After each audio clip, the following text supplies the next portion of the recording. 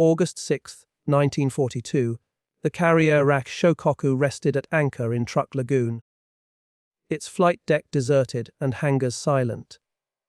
Deep inside, in a smoke-filled meeting room, 5 Japanese naval officers gathered around a table strewn with maps, casualty lists, and intelligence reports. They had been in discussion for over 3 hours. For the last 10 minutes, not a word was spoken. At last, Rear Admiral Taman Yamaguchi broke the silence. "Gentlemen, we must face what these numbers show. The war is lost." No one replied. No one needed to. They all understood. It had been 2 months since the Battle of Midway, and the truth was becoming inescapable. Japan had lost the momentum of the war, perhaps permanently. The bitter irony was that the attack on Pearl Harbor, meant to cripple American naval strength, had instead sealed Japan's fate. To understand how these admirals arrived at such a grim realization, we must turn back 8 months. To December 7, 1941. On that day, Admiral Isoroku Yamamoto's meticulously planned assault achieved remarkable tactical success. Japanese planes crippled or sank 8 U.S. battleships, destroyed 188 aircraft, and took the lives of 403 Americans. The operation was carried out with near perfection, almost. Its crucial shortcomings were immediately clear to those observing closely. The American aircraft carriers were not in harbor. Enterprise, Lexington, and Saratoga were still at sea, unharmed. The vast fuel reserves at Pearl Harbor, holding millions of gallons, were left untouched. The submarine base was spared, and the repair docks remained fully functional. Following the attack, Yamamoto was said to have remarked, "I fear all we have done is to awaken a sleeping giant and fill him with a terrible resolve."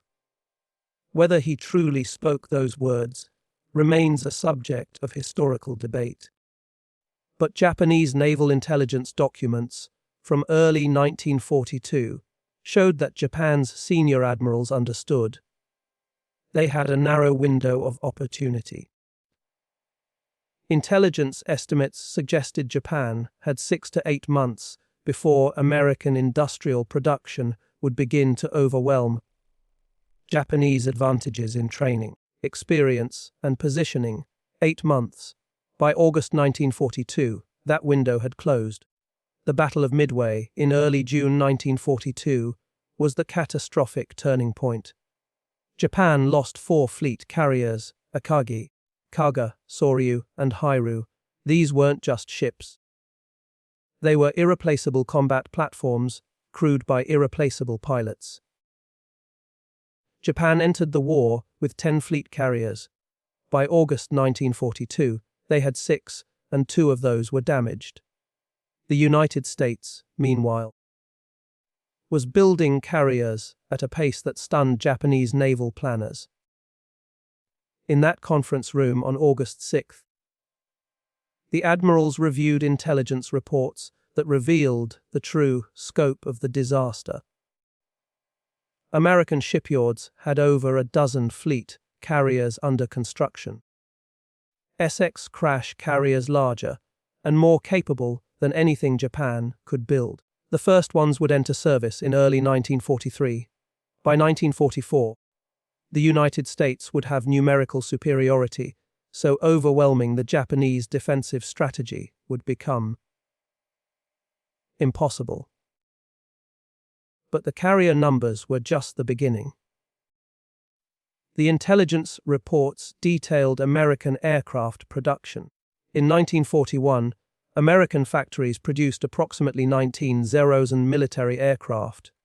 Japanese factories produced about 5,000. But the gap was widening exponentially. American production was accelerating while Japanese production struggled to even maintain current levels. By 1943, intelligence estimates suggested the United States would produce 85 Zarosan aircraft annually. Japan would produce perhaps 16 Zarosan if everything went perfectly. Captain Mitsuo Fuida, who had led the air attack on Pearl Harbor, was present at this August meeting.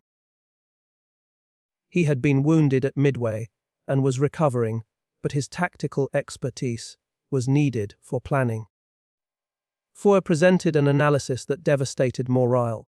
Japanese naval aviation had begun the war with approximately 500 highly trained carrier pilots. These men had trained for years. They were arguably the best carrier pilots in the world in December 1941. By August 1942, roughly 40% of them were dead, killed at Coral Sea Midway, and in the grinding attrition of the Solomon Islands campaign. The survivors were exhausted, flying multiple missions per day with inadequate rest. Meanwhile, Japanese pilot training programs were producing maybe 100 new carrier-qualified pilots per month.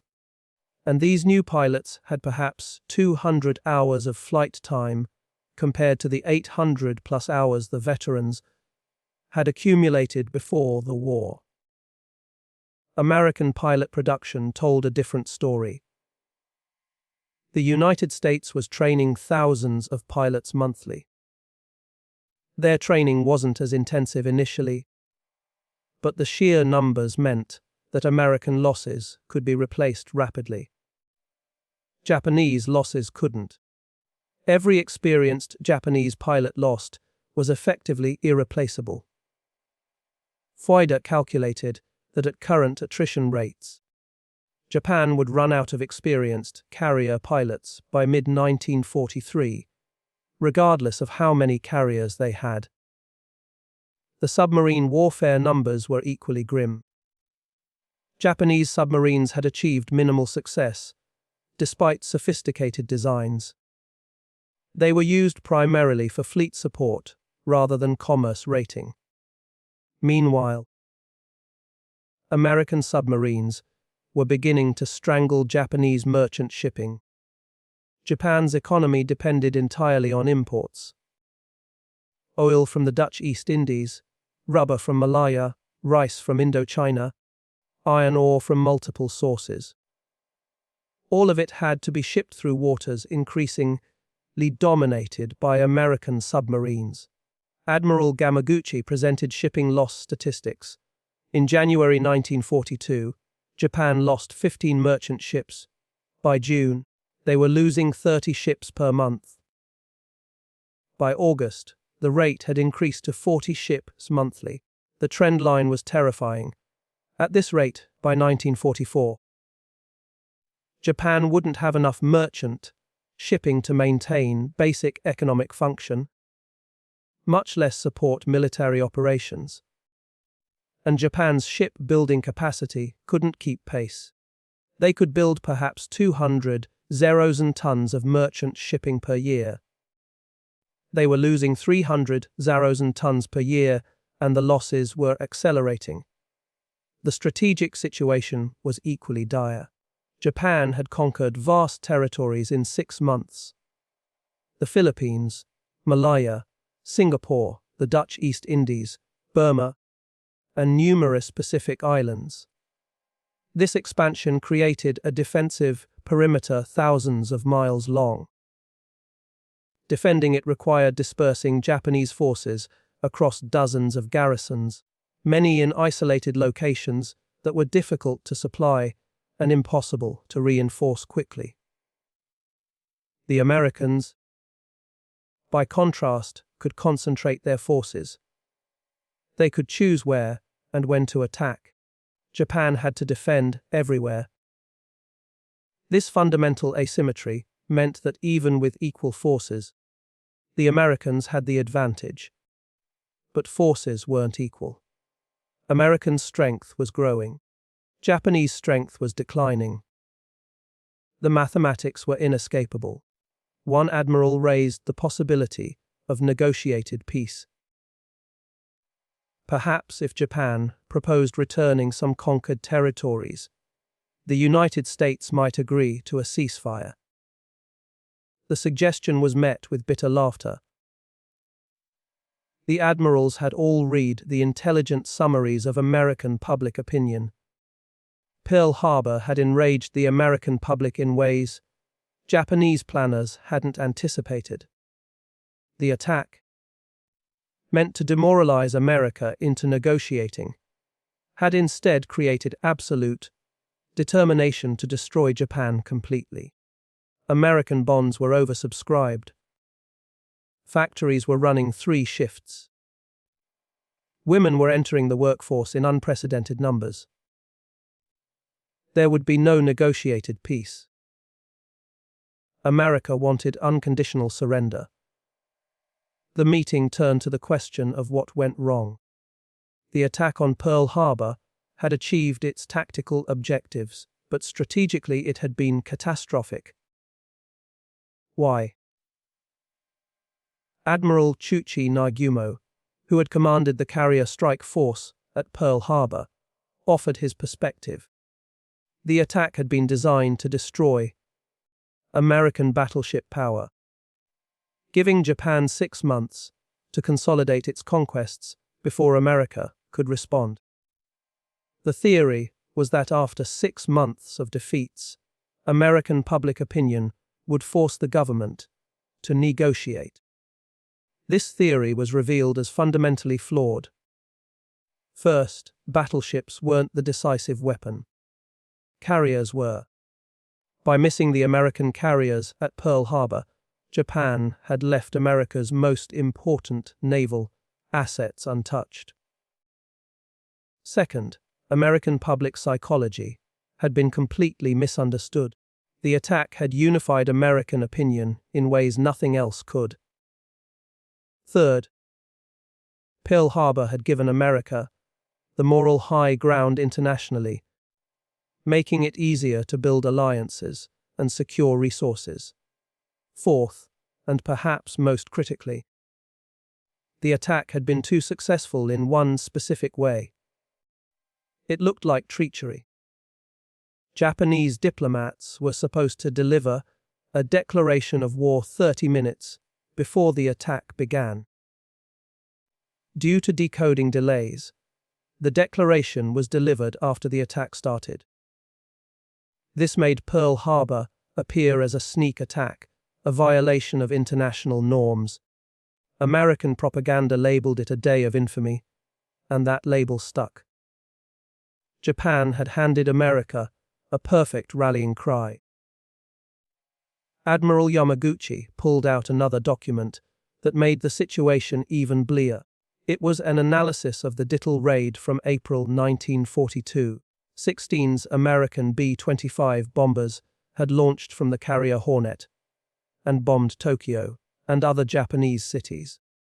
The physical damage was minimal. A few buildings destroyed, a handful of casualties. Militarily insignificant, but strategically, the raid had been devastating to Japan. It shattered the myth of homeland invulnerability. It proved that American carriers could approach Japan itself. It forced Japan to keep aircraft and troops in the home islands for defense, resources that were desperately needed elsewhere. Most importantly, it had prompted the Japanese High Command to accelerate plans for the Midway operation, the operation that had ended in catastrophic defeat. The Midway operation itself deserved examination. The plan had been complex, involving multiple forces approaching from different directions meant to confuse and overwhelm American defenders.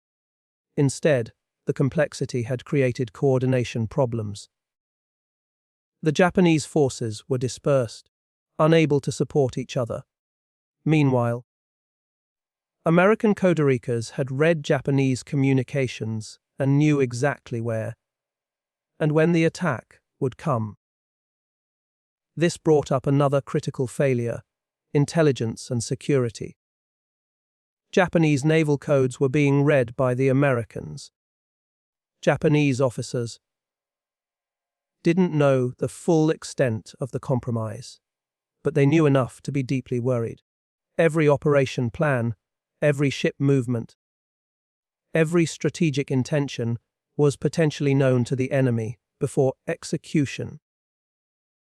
Fighting a war, when your opponent can read your orders, is nearly impossible. The meeting examined alternatives that might have worked better than Pearl Harbor. What if Japan had not attacked the United States at all? What if they had only attacked British and Dutch colonial possessions in Southeast Asia? Would America have entered the war? The consensus was unclear. President Roosevelt clearly wanted to enter the war against Germany and Japan, but American public opinion in 1941 was deeply isolationist. Without Pearl Harbor, would Congress have declared war? Possibly not immediately. Japan might have gained months or even years to consolidate its conquests without American opposition. Instead, Pearl Harbor had given Roosevelt exactly what he needed, a united nation demanding war. Another alternative. What if Pearl Harbor attack had been more thorough? What if Nagumo had launched a third wave to destroy the fuel storage, repair facilities, and submarine base? Some officers had advocated for this at the time.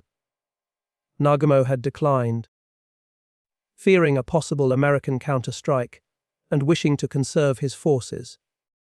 In retrospect, that caution proved to be a critical mistake.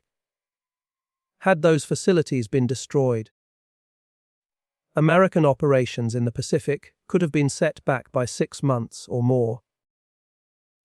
Time Japan desperately needed. Yet the admirals recognized an unsettling truth.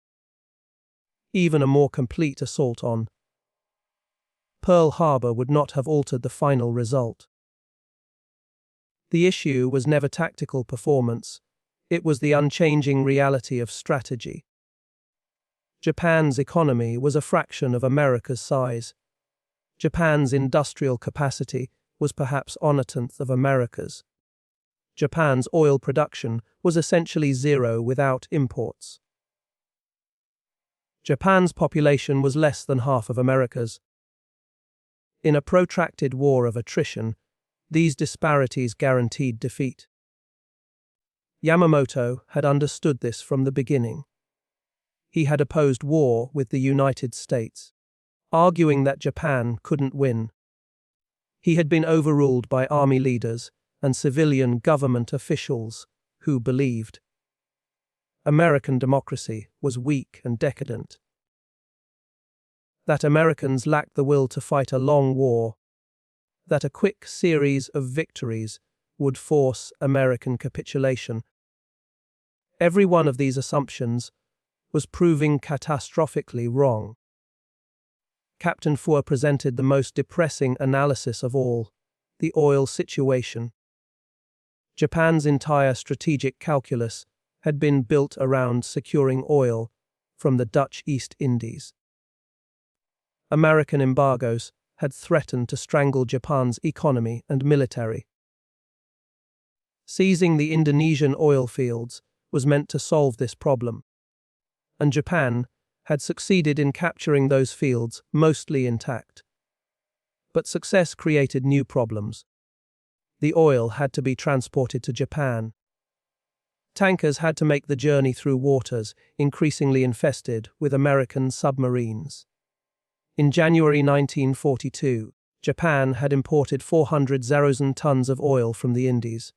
By August, imports dropped to 250,000 tons. The trend was clear by 1943. Submarine warfare might cut oil imports to levels insufficient to maintain military operations. Japan would have oil fields, but no way to get the oil home. The admirals discussed whether there was any path to victory at this point. Perhaps if Japan could inflict enough casualties on American forces, make the cost of advancing so high that American public opinion turned against the war. This hope was systematically demolished by intelligence assessments. American casualty tolerance appeared much higher than Japanese planners had anticipated. The Baton Death March and reports of Japanese treatment of prisoners had enraged American opinion, making the war personal. Americans weren't calculating costs and benefits. They wanted revenge. They wanted total victory. Casualty lists that might have discouraged other nations seemed only to strengthen American resolve. Moreover, American tactics were evolving to minimize casualties. American forces weren't engaging in suicidal, bonsai charges. They were using overwhelming firepower, air superiority, and material advantages to grind down Japanese positions while minimizing their own losses. The Americans were fighting an industrial war, treating it like a production problem to be solved through superior resources and logistics. The meeting examined the current situation in the Solomon Islands, where American forces had landed on Guadalcanal in early August. Japanese forces were fighting desperately to dislodge them, but the admirals recognized that Guadalcanal represented a new American strategy, seizing forward bases, building airfields, using those airfields to dominate surrounding areas, then advancing to the next target. It was methodical, grinding, and it worked. Japan couldn't match this approach.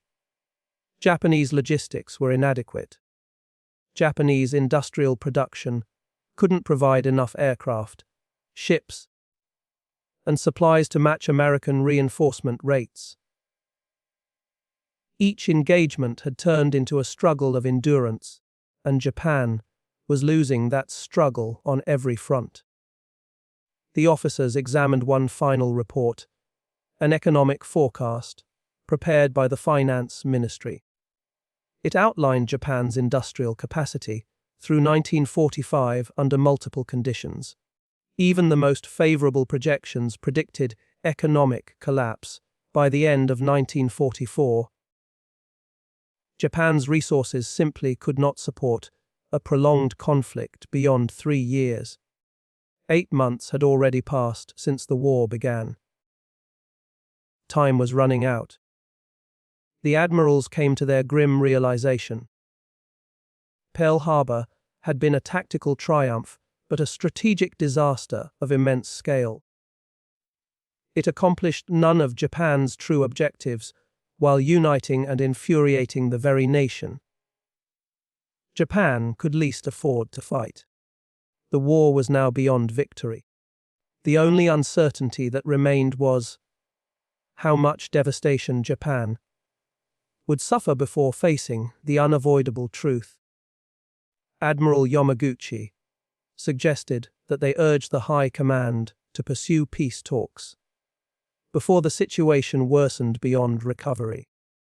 The idea was dismissed, not because the officers disagreed, but because they understood it would either be ignored or condemned as defeatist and treasonous. The military leadership had no interest in acknowledging reality. They were determined to fight until the very end. The meeting ended without conclusions, without action. Only a mutual recognition of what they all knew.